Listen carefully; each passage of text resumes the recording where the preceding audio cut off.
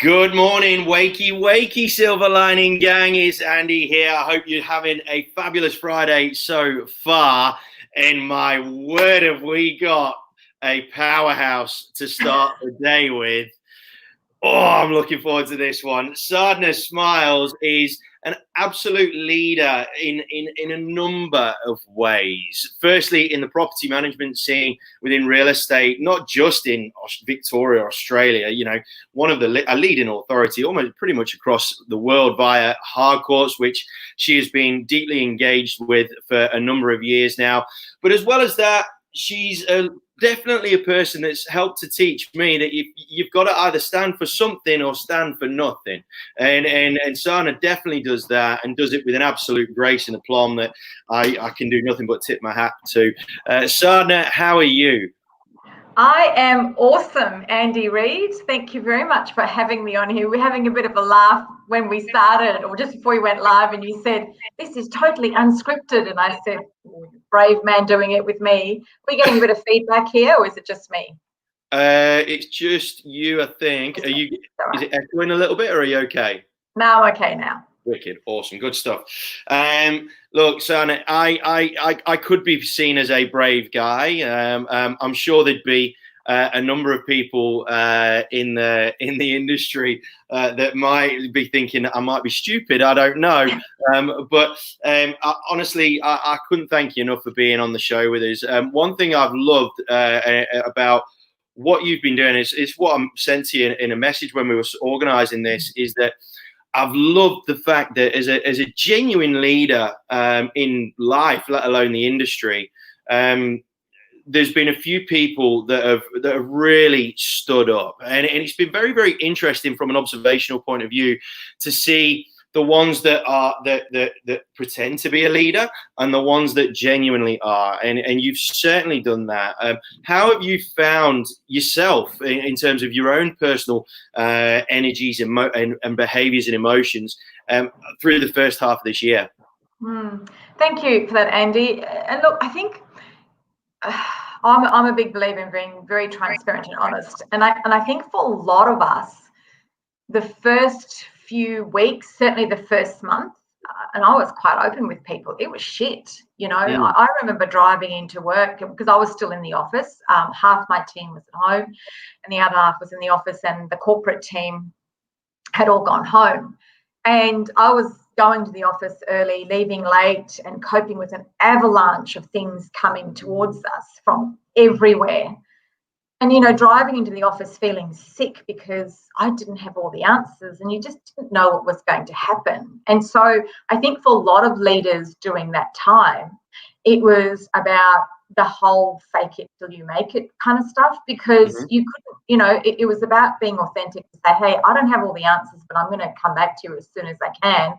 But to be there for your people. And for me, my first focus was my people, and I remember one day, because I was on one of the last flights back from Brisbane, and I went to the supermarket to get some food and stuff, and the shelves were all empty. And then the next week I was in the office, and I was, my team was doing just as many hours as I was. And I thought to myself, when are they going to get their shopping done? If they're like me and you get into a supermarket at 7 p.m. at night, there's nothing on the shelves, So it was just the little things like, sending them out at lunchtime to go to the South Melbourne market to get food, to, find toilet paper and all those sorts of things. So I think in the beginning as leaders, we had a lot of things coming at us, and we had to step up and put our people first. I think now we're in a rhythm. We are in a rhythm now. I think that avalanche of, we want rent reductions, we've got auctions, how are we going to do business? I think we've overcome all of that, and we're in a rhythm. I believe it's what we do moving forward is going to be our biggest challenge. Interesting you say that, because I think there's been a bit of a sentiment, as lockdowns have sort of started to ease and things are starting to, pick back up again. It's been very, very interesting to see that there's been a number of people, professionals, whatever the case may be, that are, there is obviously a bit of a sigh of relief, but as well as that, I think and this is a slight concern for me, and I'm glad you brought it up. There's a slight degree of naivety that there are some really big hurdles that are going to come along in the not too distant future. You know, and we're not just talking externally with business or anything like that. You know, there's going to be a lot of internal challenges as well, which is why the silver lining was started. You know, there could well be an incoming mental health pandemic, the likes of the world's never ever known. And I really like that the first thing you started to talk about was your people. Again, because again, the big trick that a lot of people sort of understandably went into was the financial side of things, and geez, how am I going to look after myself, and a bit more of an insular sort of crap. I need to sort of self-preservation, which, you know, when you've got families and things, it's understandable to a degree, right? With when you say that we've got some bigger challenges coming along, what would you say is the thing that you when you're looking at the landscape at the minute, none of us got a crystal ball, but that is making you really take a deep breath and go, oh, all right, get ready. What do you where do you think that's going to come?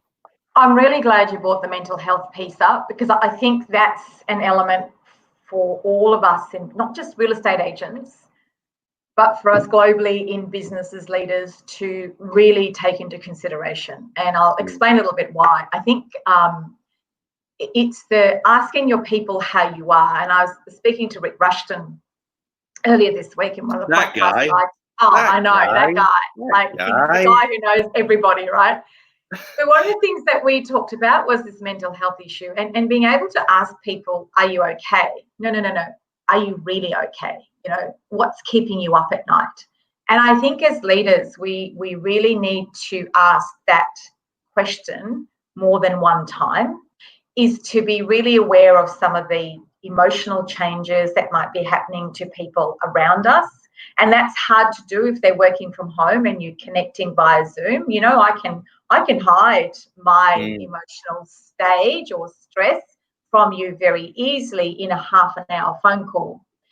Because I think, you know, and I do believe what people are saying is that this period of isolation, this period of watching the world erupt for various reasons, the death toll, people who we know who've got sick, people who we know who've lost jobs, the uncertainty of whether you have got a job moving forward or not. Many people have taken pay cuts, many have had their hours reduced. So it's not one thing we're talking about, it's coming at us from all angles. Parents who are sick, you know, parents who might be exposed, kids, homeschooling, being with a partner in an environment that may not be conducive to your relationship. I mean, I think there's going to be a lot of relationships that are the victim of COVID over the next 3 months or so as we come out of it. So you put all of that together, and it's a pressure cooker for people, you know, and no one has the answers. It's hard to just put your hand up and say, I need help. And I think as leaders, one of the first places we need to look at in our business is, are our people okay? Are there signs that I need to be watching for or be aware of? And then how can I help? What can I do? I think it's a massive swing. It's really, really interesting. So when you think about when you look at leaders, you know, a lot of the time leaders, they're either very heavily IQ based, IQ focused, or EQ focused. Generally, there's very few leaders, I reckon, that have really got a grip of both and understand how to integrate the pair of them. I was speaking to a HR advisor. She runs an independent HR agency at the start of the week, and this was offline. And I was saying to her, look, I sort of was a bit sort of bright-eyed and bushy-tailed, and went, look, you must be getting inundated with, you know, leaders asking how to move their contracts around so it allows for more freedom and you know, greater flexibility and all that sort of. And she goes, Andy, that's the thing that's worrying me the most. I went, what do you mean? She goes, because leaders are going the opposite way. And I went, really? And she said, yeah, because she said because a lot of leaders because ultimately with this greater flexibility, there has to come a greater degree of trust within our staff and team. And she said it is just not happening. People are going the opposite way. There's less trust coming through because they need to make sure that they're making money and all this sort of stuff. And she goes, she goes, I'm getting a bit more worried about that, to be honest. And I'm like, well, that's just insane. But I can understand it, right? I'm so glad you brought that up because it's actually starting to piss me off. Can I be rude? And we're going live. I've already said it, so it doesn't matter. Because, so for the last 8 weeks, employees all around the country have proved that they can work from home. I doubt very much if many businesses have lost productivity. I doubt very much if client services have decreased. Connectivity and connection to the teams have remained. And if they haven't, the leaders got to look at it themselves first as to why that culture and connectivity has not remained. Yet, I constantly see this assumption of, well, okay, let's get you back to work, and you're all coming back into the office, 5 days a week, 8 hours a day. And yet the employees are saying, hang on a minute, I really enjoyed this flexibility. Can we work together to do a 50-50? Every employee I talk to says, I want to take the balance of working from home and being in the office to the new normal. And every employer I talk to goes, oh, no, we're bringing people back to work. And I think that's going to be a bit of I actually think good employees will, at some point, as the economy starts to level out and there are more jobs on the market, you'll lose good people. It's actually quite as simple as that. You'll lose good people. They'll go to businesses that are going to offer them the flexibility. Could not agree more, man. I could not agree more, Sana, because there's going to be that much talent that will just feel completely, just cast away in terms of how they're feeling and what have you. And you'll have leaders giving it lip service and checking in and seeing if they're okay. And obviously and they'll be in a face-to-face environment. So obviously there'll be that greater degree of awkwardness where staff will be not wanting to say anything in front of their leader because it's awkward, it's intimidating and what have you.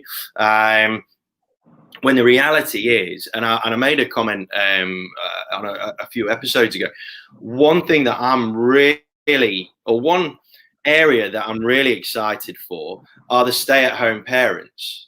Because all of a sudden, the workplace environment has opened itself up to this whole notion of actually having a work-life balance. And when you talk about productivity, an engineer friend of mine, he goes, it's weird. He goes, it's sad for some of them, but our teams cut down by like 60-odd%, and we're actually more efficient because the communication's way easier. They've got less lines of communication, so the communication is way more effective off the back of it. I've always had this opinion. Stay-at-home mums are one of the most untapped resources in terms of talent that in the world. I mean, obviously they've got a ridiculous job. Like, it's the hardest job in the world, raising kids and what have you. And I'm not dismissing that. But they all, you speak to any stay-at-home parent, whether it's a mum or a dad, and they do clamber for that need to be an adult, to be a standalone human being as well. And if employers understand that and actually give these people the opportunity and the rope to the rope of freedom to go about what they do, the increase in loyalty, the increase in productivity, the increase in drive and actually effort to want to get stuff done. I mean, the first thing I did with my businesses was I employed a stay-at-home mum who I've known for a little while, and the commitment I get off the back of that, because I'm like, well, I trust you. You just get stuff done when you need to get stuff done, and we'll rock and roll, and everything will be sweet. And she's been amazing. She chases me on a Sunday night for stuff. And I'm like, can I have a break, please? It's pretty full on. So there's a real opportunity, but there's a real risk there as well, right? There is. And I think, we all banded this word called the new normal, right? And everybody's using it. Like, we're the new normal, well done in the new normal, fantastic results in the new normal. And it's like, oh my God, give me a break from the new normal. But okay, so it's the new buzzword. But I challenge people and I kind of go, well, what is the new normal? Because if the new normal is for you to do something for an interim period and then think you're going to go back to the old way of doing things, that's not going to work, because the new normal is not just there for employees and for business, but it's there for our customers as well. Yep. Right? So they're now going to expect a very different way to interact with us because their worlds have changed as well. So if people are thinking that we can just go back to the way it was 8 weeks ago and continue to run our businesses, they're in for a bit of a shock, because if everything else is changing around you, how we do business, the technology that we're using to do business, the people that we're employing and how we do business with them, and then how our customers want us to interact with them, can't go back to what it was 8 weeks ago. We have to continue moving forward. And for a lot of businesses, I look at the positive in everything that happens, and COVID is shit, but there have been some positives around it. I think a lot of businesses have been dragged to a point where they should have been 5 years ago. So we've kind of all come to a starting point. The majority of businesses have come to a new starting point, right? And so we're all lined up now.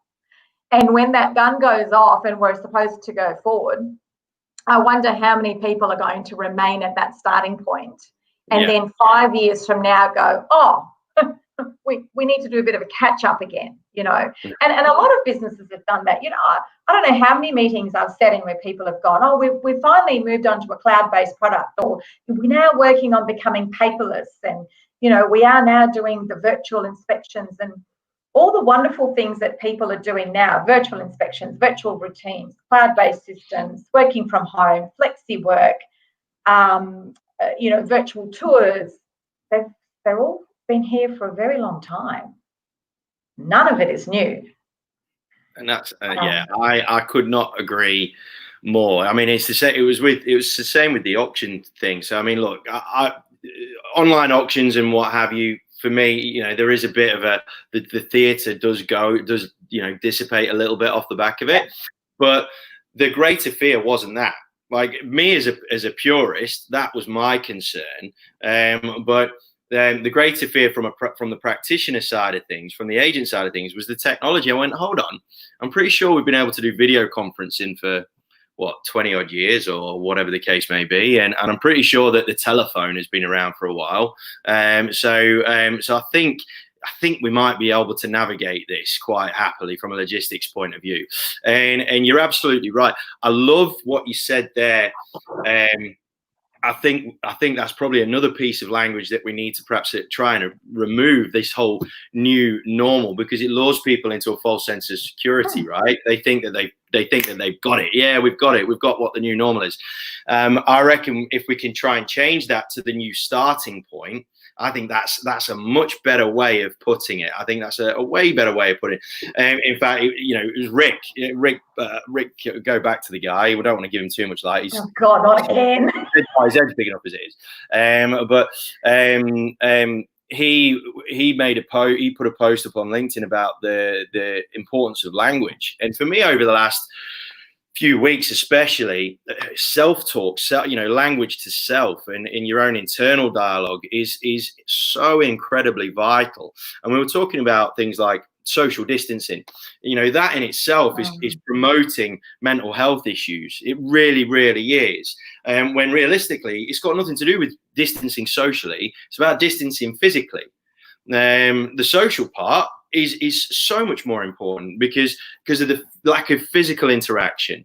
So, and things like that whoever the PR companies or whoever it is, the government media firms or whatever, there's really no thinking about the consequences of some of the language that they use at various occasions. Media outlets are pigs for it. They're horrible for it.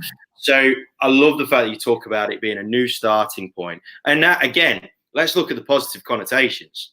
There's a new starting point that some firms can go, you know what, we can actually start winning here, which is amazing. Now, I want to talk to you about collaboration, the whole notion of collaboration, because one really cool thing that I've seen that you've been very much a part of has been the much greater openness with respect to sharing experiences and things like that. You know, I saw, you know, collaborations with the likes of, you know, Leah Kalnin, Charlotte Pascoe, you know, those types of characters that, you know, where you've brought some really good minds together and really just swap battle stories and really being more open about collaborating with one another. Our industry in particular are horrible for the lack of this. But how do you think that we can nurture that sort of level of collaboration and really nurture it so it becomes a real big, powerful component of how we go about moving forward? That's a really good question, because I you know, when this all happened in March, I remember it was the second last week of March, and I put out there all of the content that we developed within our network on, you know, how to deal with tenants asking for rent reductions, letters to landlords, the whole thing.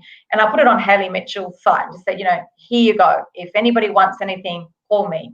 Because I'm actually a big believer that, yes, in our marketplaces, we are competitors and we may go after the same client from time to time. But I think when we're in the car park or the training room or whatever the other arena is, I think we need to have a level of collaboration for the industry. You know, if you're constantly against each other as an industry, you drag the industry down. You don't take it up. And we are the third least trusted profession in Australia. We have been for a number of years. And I think as an industry, we've got to ask ourselves why.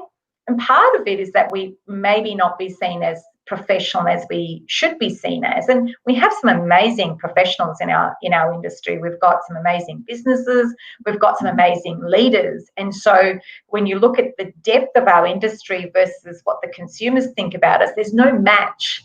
And I think moving forward, one of the great opportunities that we do have is the ability for us to collaborate better and work together to actually raise the professional standards of our industry, of our agents, of our property managers, so that we deliver a higher level of service, relationship and connection to our clients.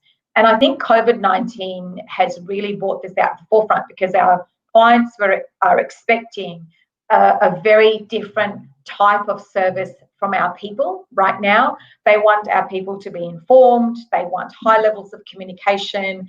They want the high touch.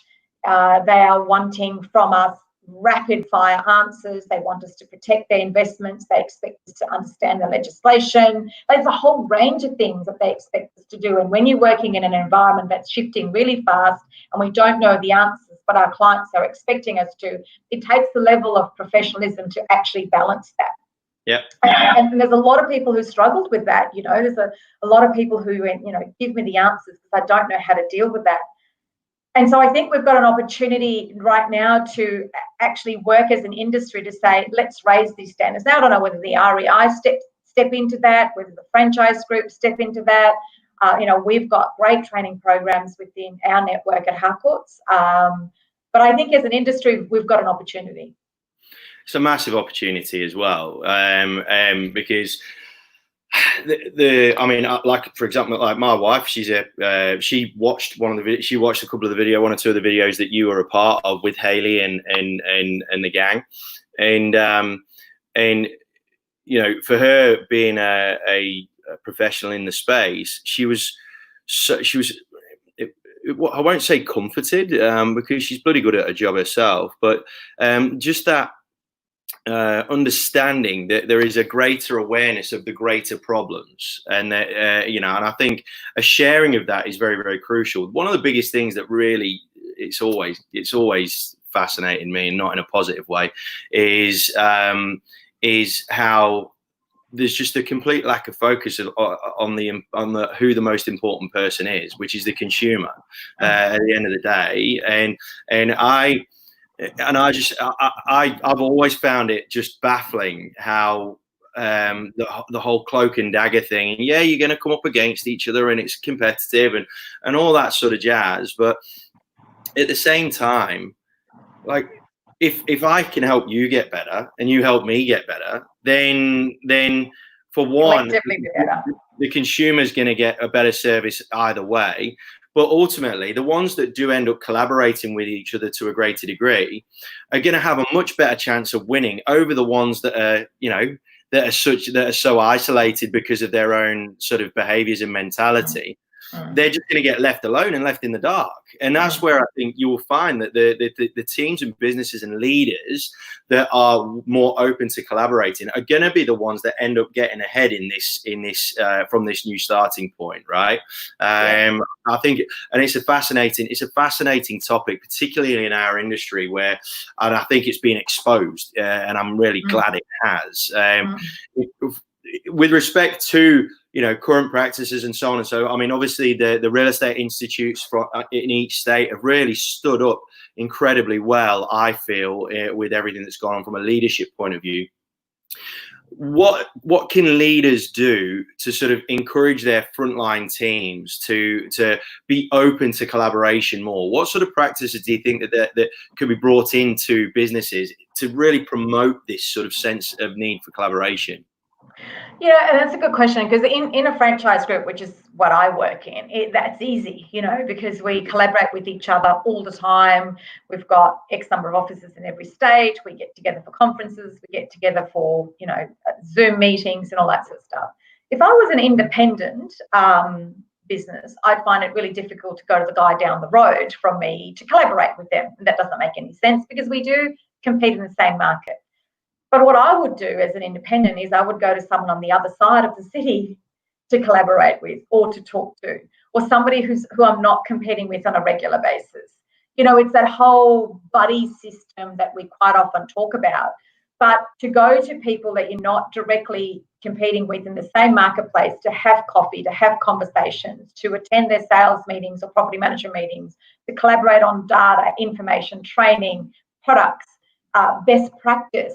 I think if we could do more of that, groups of people who get together in a non-competitive way because they're not in the same marketplace to get better, would be one of the first places that I would start in, because not everybody's part of a franchise group.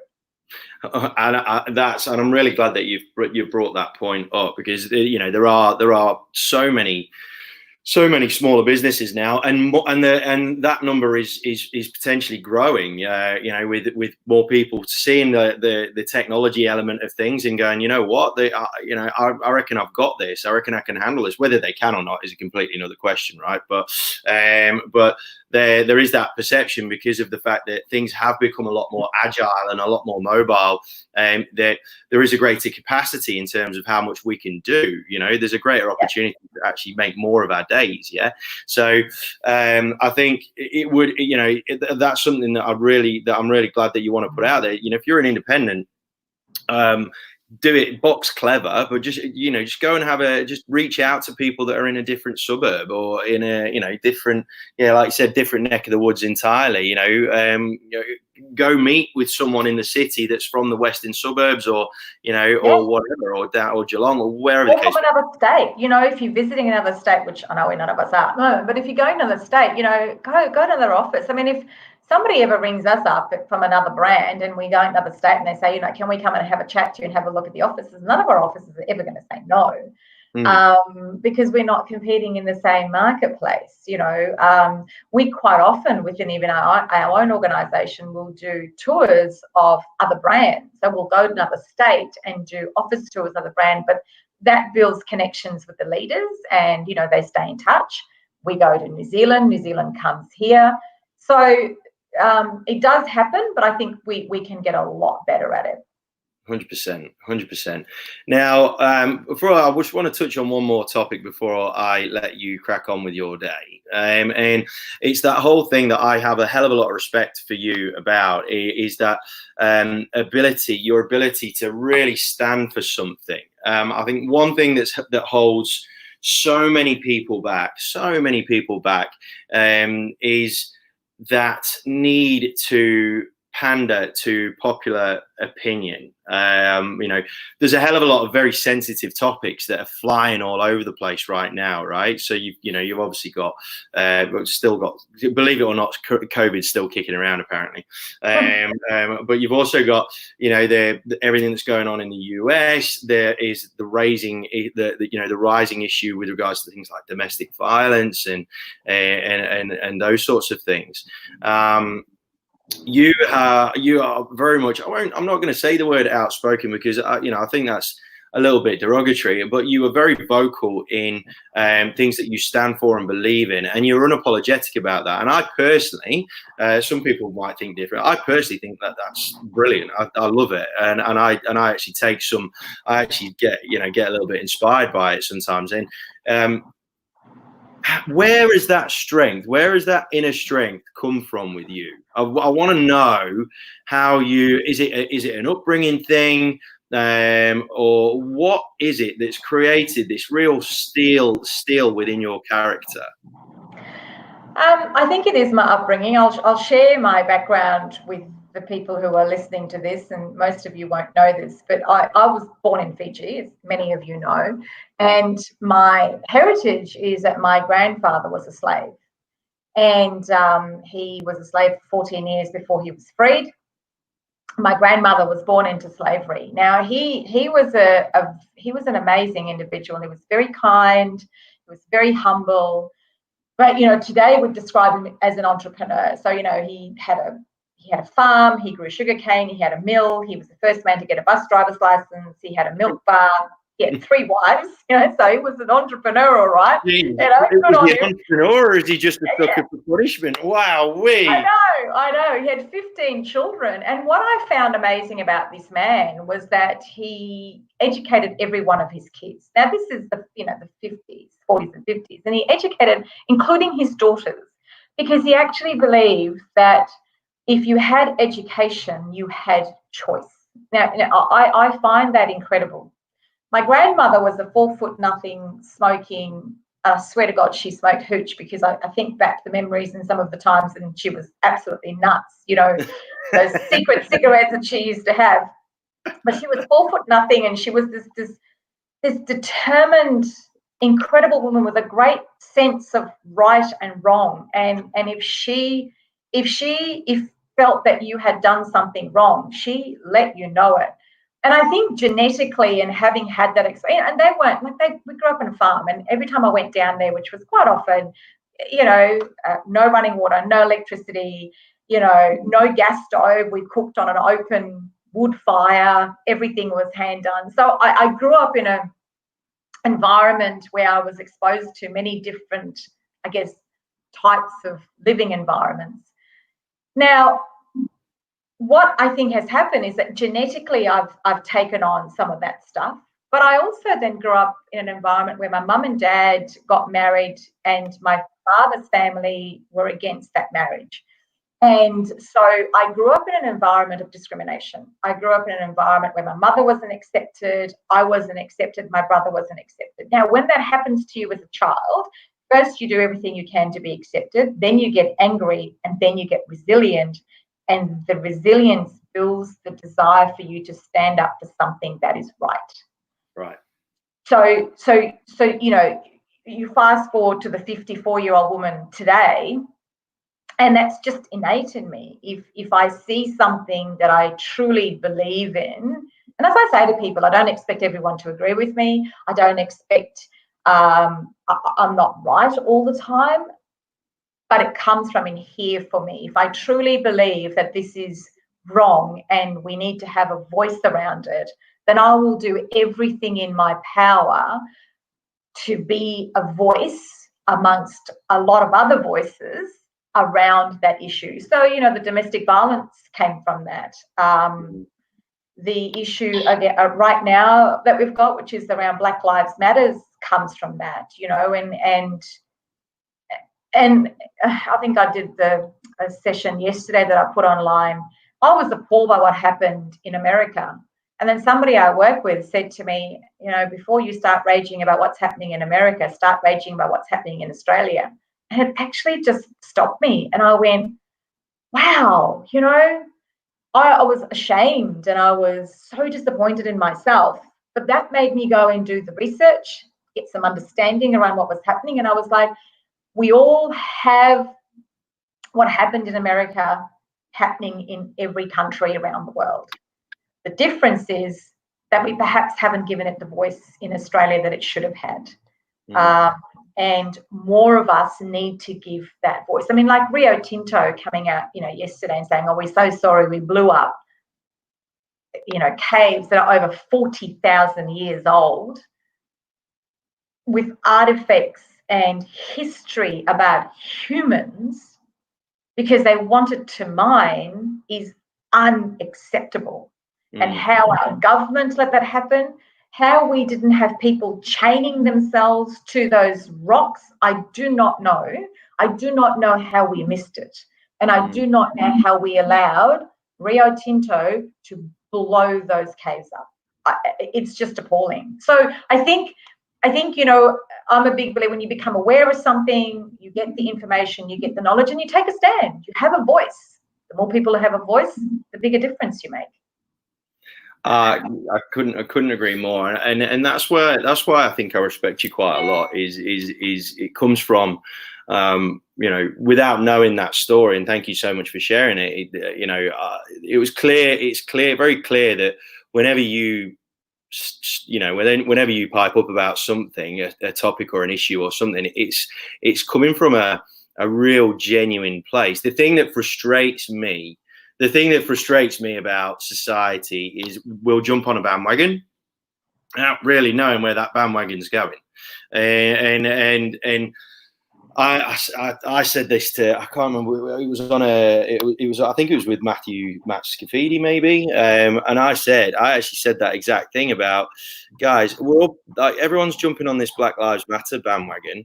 Pretty sure the Aboriginal people are going to kick off at some point, and then sure enough, 2 days later, there's all these protests start up, and you get it, like, you understand it, right? Well, no wonder they're getting annoyed. Like, you know, everyone's banging about the popular topic, and what have you, but there's stuff happening right here that's a concern. You know, and I look, you know, when you brought up the whole domestic violence thing, I mean, it's just a fact, like, all, you know, and I think that's something that frustrates me about the media as well, is that there's really important topics, really important ones, but they all just seem to be absolutely one-eyed about the popular topic because it sells more papers, right?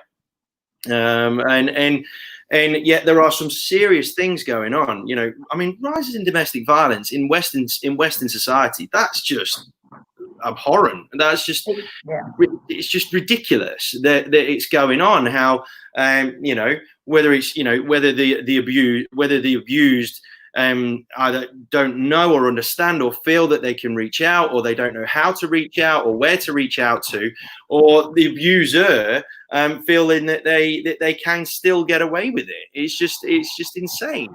So I just love, I mean, I love your story. That really is just absolutely sewn it up for me as to why you are who you are, and I for one think it's fab. You know, and I love what you mentioned. You know, you're not going to be always right, and you know, and I know we've had a couple of conversations. Like, I know we've had a couple of interactions on Facebook where, you know, I've seen that you've had proper debates, not nonsense, you know, you're an idiot, no you are, and words to that effect. The proper debates, like, and that's what the forums are supposed to be about. Active debates that can improve society, and that's what standing for something is supposed to be all about. It's not about shoving your ego out there and trying to increase your number of followers or anything like that. It's about standing for something so that you can promote debate and actually make things improve moving forward. And that's what the whole thing about collaboration. It comes back to collaboration, right? It's just active social collaboration. It comes back to leadership. You know, imagine, and you and I both work in real estate, and, you know, imagine if the leaders in real estate took a stand about something, just one thing, collectively, not each, because all the groups individually do amazing things. You know, they all have foundations and they all have their causes. But imagine if, as an industry, you know, you talk about collaboration, the best way you can collaborate is to stand for something collectively. It's not designed to line your pockets. It's not designed to give you PR. It's not designed for your agents to get more listings. It's actually designed for you to stand for something in the community so that people can go around and go, wow, look at this entire industry making a stand about something. Now, that would be the coolest collaboration that this industry could do collectively, and all of the competition would go out the window, because it wouldn't be about the brands and it wouldn't be about the individuals. It would be about our community.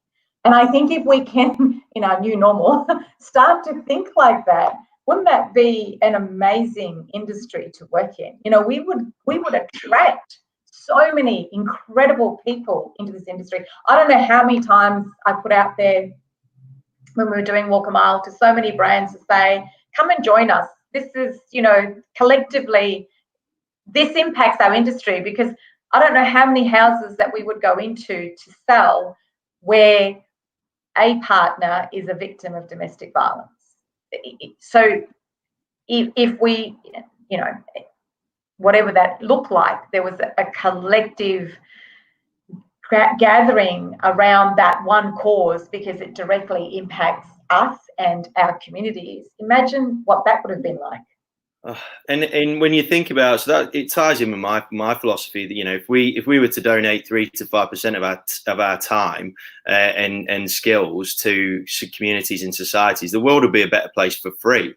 And what are we good at? We are designed for engagement. We are designed to inspire and designed to, you know, really connect with people. That's why we're in the industry that we're in, because that's inherently in our DNA.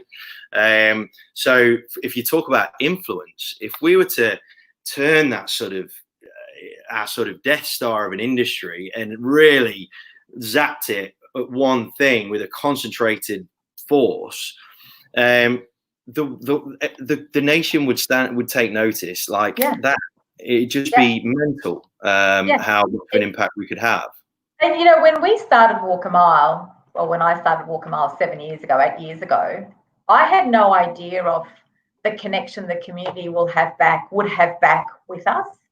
And it was something that we just didn't even think about. And over the 7 years that we did the walk, the community really connected with it. You know, I don't know how many people individually came up and said thank you, but I don't know how many people within our industry emailed me personally and said thank you because I am one of those women.